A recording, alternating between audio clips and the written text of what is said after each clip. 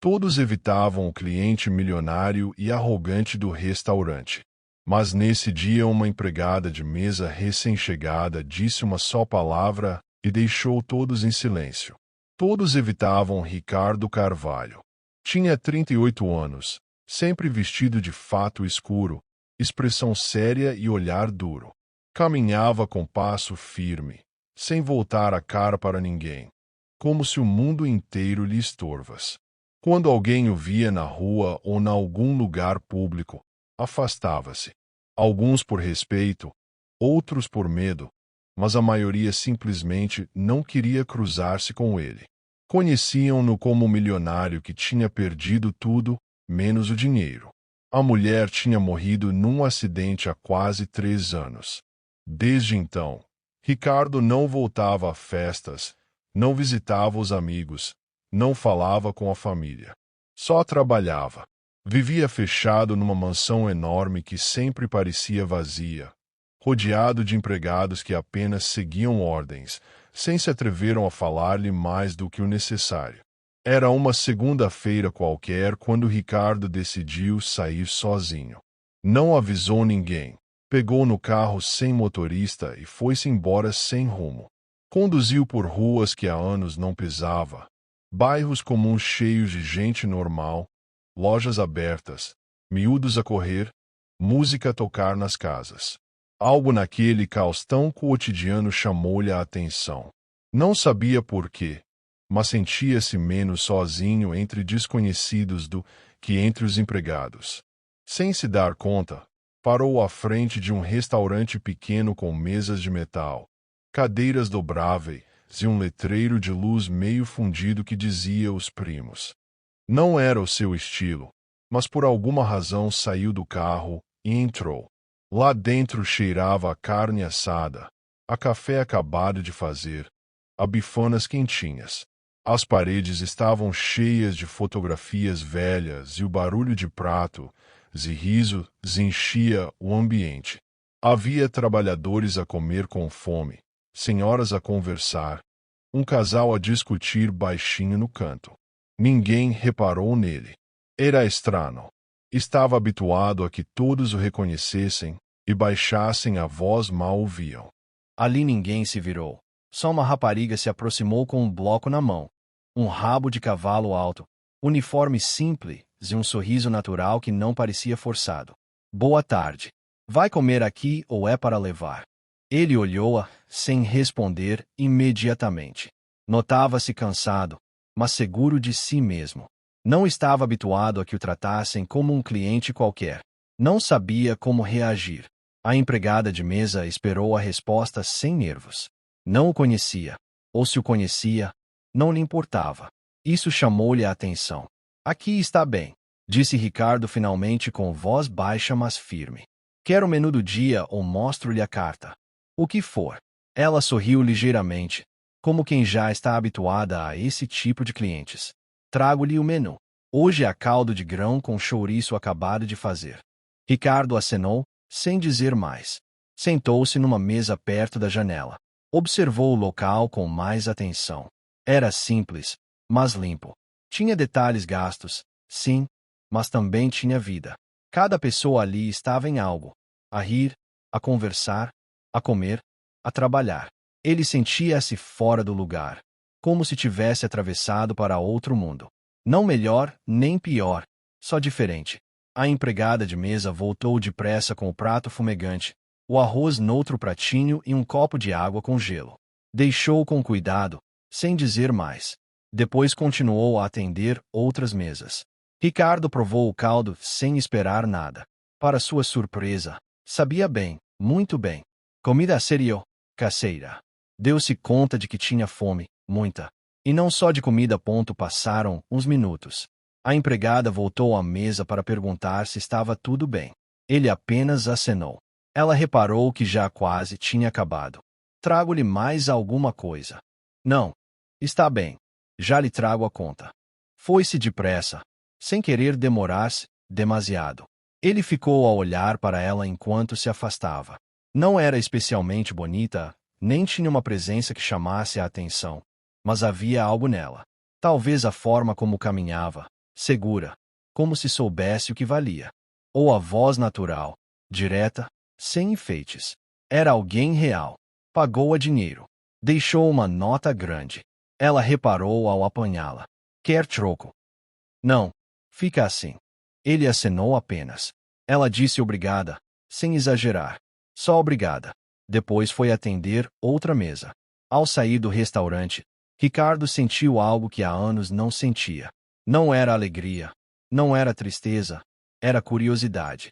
Subiu para o carro, mas não se foi imediatamente. Ficou a olhar para o letreiro velho de Os Primos. Depois olhou pela janela tentando ver a empregada de mesa outra vez. Não sabia o nome dela. Não sabia nada dela. Mas por alguma razão queria voltar. E voltou no dia seguinte e no outro e no seguinte. Pedia sempre o mesmo. Sempre na mesma mesa.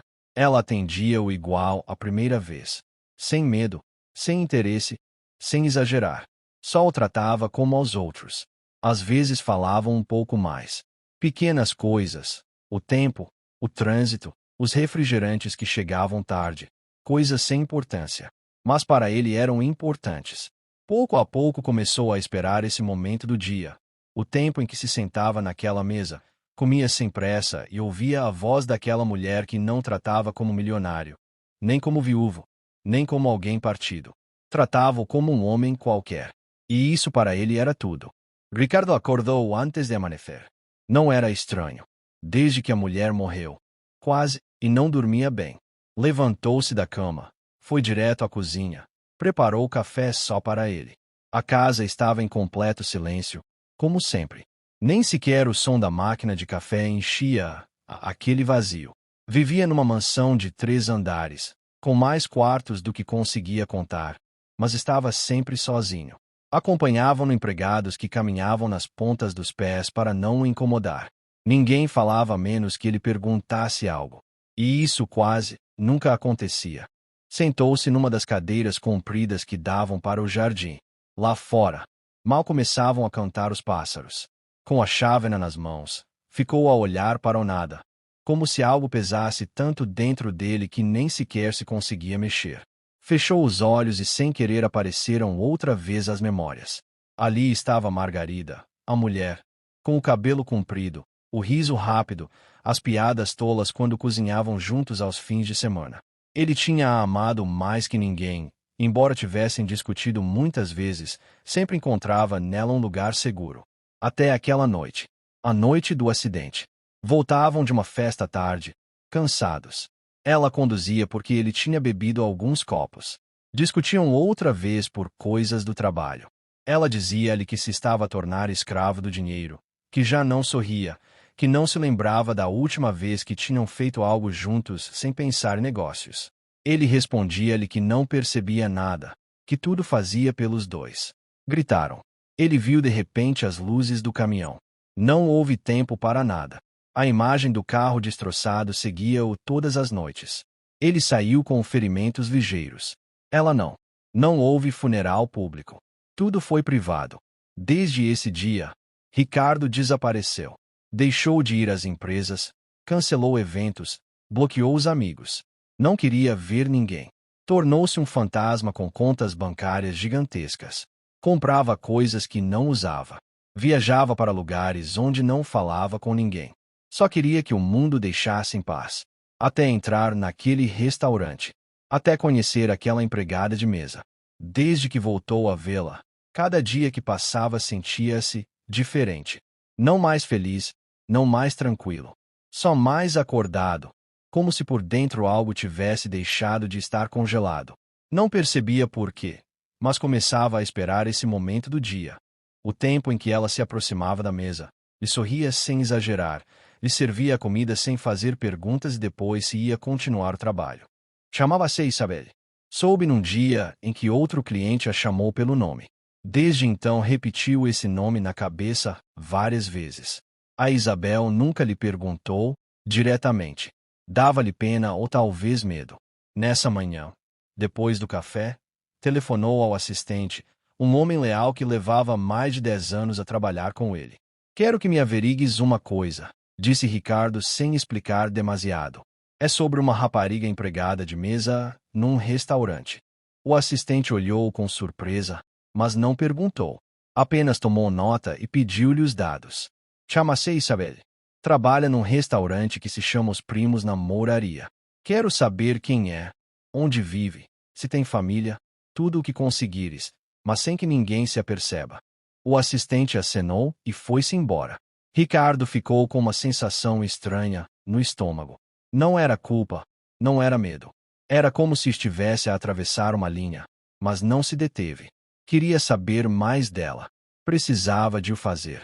Mais tarde, nesse mesmo dia, voltou ao restaurante. A Isabel estava lá. Como sempre, a atender com rapidez, com essa energia que não parecia acabar nunca. Viu-o entrar e sorriu-lhe. Trouxe-lhe o menu sem ele pedir. Hoje há almôndegas com batatas, disse enquanto deixava o prato sobre a mesa. Estão boas, juro-lhe. Então fico com isso, respondeu ele quase sorrindo. Ela riu-se baixinho. Não era um riso coquete, nem nervoso. Era sincero, como se falasse com qualquer cliente. Essa naturalidade desarmava-o.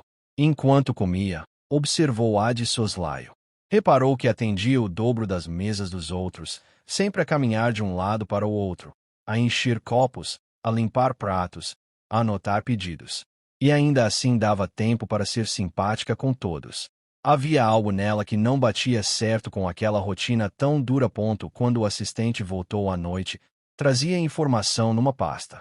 Chama-se Isabel Torres, 28 anos.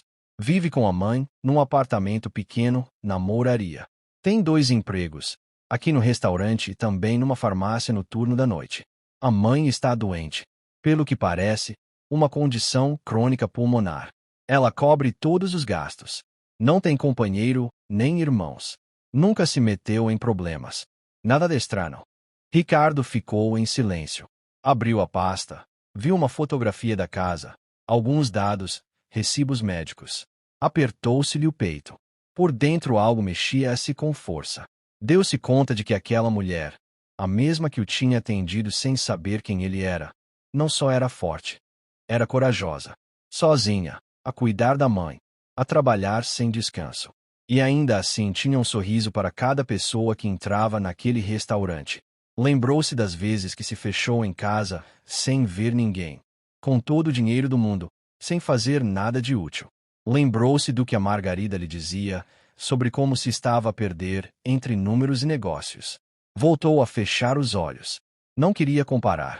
Não era justo. Mas ali estava o pensamento. A Margarida também era forte. Mas o que ele tinha tido com ela já não existia. Não voltaria. O que havia agora à sua frente era diferente. Não sabia o que era. Só sabia que já não queria ignorá-lo. E pela primeira vez em muito tempo sentiu que precisava de fazer algo. Não por negócios, não por compromisso, mas por ele mesmo. Porque queria estar ali. Depois de ver o relatório que o assistente lhe tinha conseguido, algo na cabeça não parava de dar voltas. Como era possível que alguém com uma vida tão complicada, com 2 empregos, uma mãe doente e poucos recursos, conseguisse continuar a sorrir? Como conseguia continuar a ser simpática quando tudo parecia correr-lhe mal? Passaram 3 dias sem ir ao restaurante. Não por falta de vontade, mas porque queria pôr as ideias em ordem. Cada noite ficava na sala de casa, sem televisão, sem música.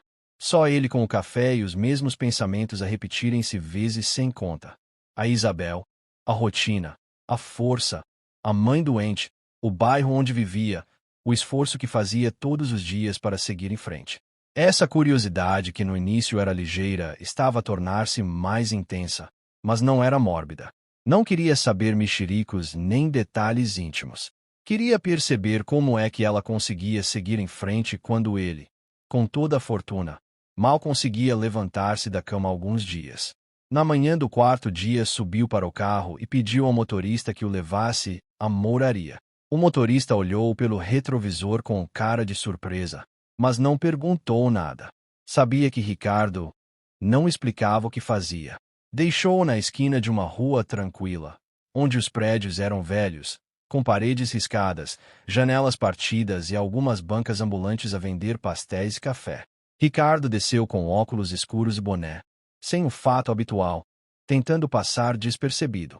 Caminhou pelo passeio, olhando de soslaio os números das casas até encontrar o prédio que procurava.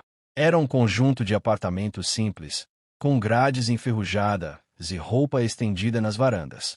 Viu passar uma senhora com sacos do mercado e um miúdo de bicicleta que gritou qualquer coisa ao longe. Tudo era normal, até aborrecido, mas ele estava nervoso. Não sabia por que estava ali. Só sabia que queria ver de perto o mundo da Isabel. Não se atreveu a bater, nem a perguntar por ela. Apenas ficou uns minutos na esquina a observar. Viu sair uma mulher mais velha com uma botija de oxigênio a caminhar devagar, acompanhada por outra senhora. Pensou se seria a mãe da Isabel. Não tinha certeza, mas fez-se-lhe um nó na garganta. Deu meia volta e foi-se embora com as mãos nos bolsos e a cabeça cheia de dúvidas. Nessa tarde voltou ao restaurante. A Isabel recebeu-o com um sorriso, como se nada fosse. Como se ele não tivesse desaparecido 3 dias. Trouxe-lhe a comida. Perguntou-lhe se queria água ou refrigerante. Tudo igual. Agora que tinha visto o lugar onde vivia, tudo o que ela fazia ganhava outro sentido. Cada passo que dava, cada prato que servia, cada vez que sorria. Tudo tinha um valor que antes não tinha percebido. Depois de comer, ficou sentado um bocado mais do que o normal. A Isabel passou perto com um tabuleiro e ele deteve-a com a voz. "Tens um minuto?" Ela virou-se algo surpreendida. Normalmente ele não começava conversas. "Sim, passa-se alguma coisa. Só queria saber como estás." A Isabel olhou com cara de não perceber a pergunta. "Como estou?" "Sim, tu. Como estás?" Ela encolheu os ombros. "Bem, como toda a gente. Cansada, mas aqui ando. A tua mãe está bem." O silêncio sentiu-se pesado por um momento. Ela baixou o olhar. "Como é que sabe isso?" Ricardo ficou calado. Não tinha uma boa resposta. Não podia dizer-lhe que a tinha investigado. Então mentiu. Ouvi uma senhora dizer qualquer coisa no outro dia. "Uma cliente mencionou algo sobre a tua mãe. Só me deu curiosidade." A Isabel acenou devagar, ainda duvidando um pouco. Depois suspirou. Está estável. Há dias bons e dias maus.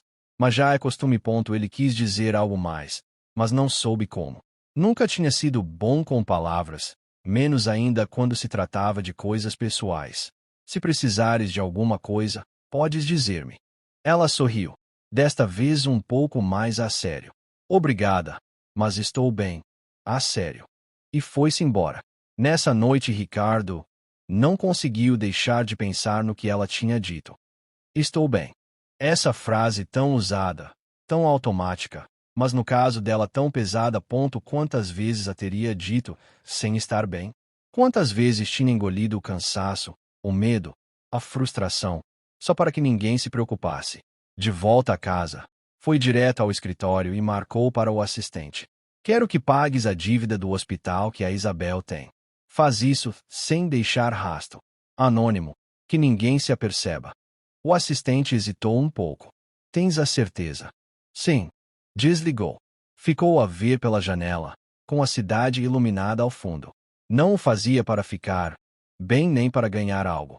Fazia porque não suportava a ideia de que alguém tão forte estivesse a carregar sozinha com tudo isso. Porque pela primeira vez em anos queria ajudar alguém, sem receber nada em troca. E ali foi onde começou o verdadeiro perigo. Porque a curiosidade já não era só curiosidade. Já era algo mais. Nessa semana, a Isabel chegou mais cedo que o normal ao segundo emprego. Estava cansada como sempre, mas não podia dar-se ao luxo de baixar o ritmo. A farmácia onde trabalhava de noite era pequenina, mas davam-lhe bom tratamento. Ali encarregava-se de rever o inventário, arrumar os medicamentos, atender os clientes que chegavam àquelas horas estranhas da noite. Enquanto organizava uma caixa com xaropes para a tosse, o telemóvel vibrou. Era uma mensagem da mãe. "Filha, acabou de chegar uma carta do hospital. Vinha com os recibos pagos. Tu pagaste. É Isabel Franzio, ou Sobrolho." Não percebia nada. Deixou a caixa de lado e respondeu depressa. "Que hospital? Que recibos?" Minutos depois, a mãe mandou uma fotografia. Era um envelope selado com o nome do hospital onde fazia o tratamento. Lá dentro estavam os comprovativos de pagamento. Tudo coberto, consultas passadas, estudos, medicamentos, tudo. Não vinha nome nenhum, dado nenhum de quem tinha feito o pagamento. Só uma folha que dizia saldo coberto, na totalidade. Ficou paralisada. Sentia uma mistura de alívio, confusão e um pouco de medo. O primeiro que pensou foi na tia Fernanda, que às vezes a ajudava com alguma coisa. Mas aquilo era dinheiro demais. Ela não tinha como. Depois pensou num erro do hospital, mas não fazia sentido. Estava tudo em ordem. Tentou concentrar-se no trabalho, mas não conseguia deixar de pensar nisso. Quem o tinha feito? E por quê? Sabia que aquela dívida tinha afogado há meses. Tinha vendido coisas, deixado de comprar roupa, até pensou em deixar um dos empregos. Mas não podia, era demasiado. E agora, do nada, estava resolvido. No dia seguinte chegou ao restaurante com a cabeça cheia de perguntas. Enquanto preparava as mesas, a mente continuava a dar voltas ao tema. Só havia uma pessoa que lhe vinha à cabeça, embora não tivesse prova nenhuma. Só uma intuição. Ricardo. Ele era o único que tinha perguntado pela mãe. O único que tinha mostrado interesse. E, embora não o conhecesse bem, algo na forma como a olhava, no tom quando falavam, dizia-lhe que não era uma pessoa fria como todos pensavam. Pelo menos não com ela. Quando ele chegou nesse dia, a Isabel atendeu como sempre, mas desta vez havia algo diferente na maneira de falar. Não foi mal educada nem distante, só mais cuidadosa. Serviu-lhe a comida, ofereceu-lhe água, tudo normal, mas os olhos não paravam de o observar. Está tudo bem? Perguntou ele, reparando na expressão estranha. Sim, claro, respondeu ela depressa. Só estou cansada. Ele olhou-a com atenção. Não disse mais nada. A Isabel hesitou se lhe perguntar de frente. Tinha um impulso de lhe dizer, foste tu. Mas algo dentro dela disse-lhe que esperasse. Não queria atirar-se ao maluco. Não queria ficar como alguém que assumia coisas só porque sim. Ricardo, por seu lado, sabia o que tinha feito e também sabia que mais cedo ou mais tarde ela ia suspeitar. Mas decidiu não dizer nada ainda. Não queria que ela pensasse que o fazia para impressionar ou para ganhar pontos. Não. Fê-lo porque ele nasceu. Porque quando leu aqueles papéis e viu a quantidade de consultas médicas em atraso, sentiu que tinha de ajudar. Assim de simples ponto depois de comer, Ricardo ficou um bocado mais a beber o café. A Isabel voltou à mesa para apanhar os pratos. Estava tudo bem com a comida. Sim, obrigado, disse ele sem a olhar, diretamente. Ela armou-se de coragem. Ficou parada uns segundos mais com o tabuleiro na mão. Posso perguntar-lhe uma coisa? Ele olhou a sério, mas sem aborrecimento. Diz. Foi você que pagou algo do hospital? A pergunta saiu depressa, como se não a conseguisse deter. Ele ficou em silêncio, a olhá-la fixamente. Não respondeu logo, depois baixou o olhar. Por que perguntas isso? Porque a minha mãe recebeu um envelope com tudo pago, e não conheço mais ninguém que pudesse fazer algo assim. E justamente o senhor perguntou por ela. Coincidência não é? Ricardo soltou um suspiro. Sim, fui eu. A Isabel não soube o que dizer. Não se zangou. Também não sorriu. Só ficou quieta a digerir a informação. Por quê? Perguntou finalmente. Por quê? Ele parou. Procurou as palavras certas. Porque às vezes a gente tem de ajudar. Sem mais. Mas eu não pedi nada. Eu sei. Por isso mesmo. Ela ficou a olhá-lo com uma expressão que não era gratidão, nem confusão. Era algo mais profundo, como se o estivesse a ver pela primeira vez. Obrigada, disse baixinho. Não sei como te hei de agradecer. Não tens de agradecer nada. A sério. Nesse momento, algo mudou entre eles. Não foi amor à primeira vista, nem uma revelação dramática. Foi só o reconhecimento de que havia ali duas pessoas que, apesar de viverem em mundos diferentes, se tinham encontrado no lugar certo. Na hora certa nos dias seguintes, as conversas foram ficando mais longas. Ricardo contou-lhe um pouco sobre a mulher que tinha perdido, sobre a solidão da casa grande, sobre como se sentia perdido há anos. A Isabel falou-lhe da mãe, dos 2 empregos, dos sonhos que tinha guardado numa gaveta porque a vida não dava tempo para sonhos. Descobriram que tinham mais em comum do que imaginavam. Ambos tinham perdido pessoas importantes. Ambos se tinham fechado no trabalho para não pensar na dor. Ambos tinham esquecido como era ter alguém com quem conversar de verdade. Uma tarde de dezembro, quando o frio começava a apertar em Lisboa, Ricardo chegou ao restaurante com uma proposta. Que tal se fosses trabalhar só numa coisa? Posso ajudar-te a montar algo teu. A Isabel olhou desconfiada. Não quero esmola. Não é esmola. É investimento. Numa pessoa em quem acredito. Ela pensou uns dias. Depois aceitou. Não porque precisasse de ser salva, mas porque viu nos olhos dele algo que há muito não via em ninguém. Respeito genuíno. Montaram uma pequena pastelaria no bairro da Isabel. Ela cozinhava. Ele tratava da parte financeira. A mãe da Isabel melhorou com os tratamentos adequados e até começou a ajudar na pastelaria. Um ano depois, numa tarde igual àquela onde tudo começou, Ricardo ajoelhou-se mesmo ali no restaurante Os Primos, que entretanto se tinha tornado o local de encontro do casal. Queres casar comigo? Perguntou, com toda a simplicidade do mundo. A Isabel olhou com lágrimas nos olhos. Sim, mas só se prometeres uma coisa. O que for. Que nunca mais vamos esquecer de onde viemos. Que nunca vamos esquecer que há pessoas a lutar todos os dias, como eu lutei. Permitam. E cumpriram. Criaram uma fundação que ajuda famílias com dificuldades a montar pequenos negócios. Todos os anos, no dia em que se conheceram, voltam aos Primos e oferecem refeições gratuitas a quem precisa. Ricardo descobriu que a verdadeira riqueza não estava nas contas bancárias, mas sim nos pequenos gestos cotidianos.